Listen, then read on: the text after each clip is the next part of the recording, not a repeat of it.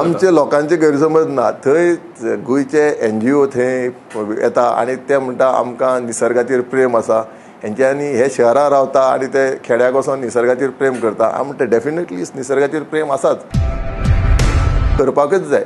आमचे झाडां झरे आमचो एनवायरमेंट आमी राखून दवरपाक जाय.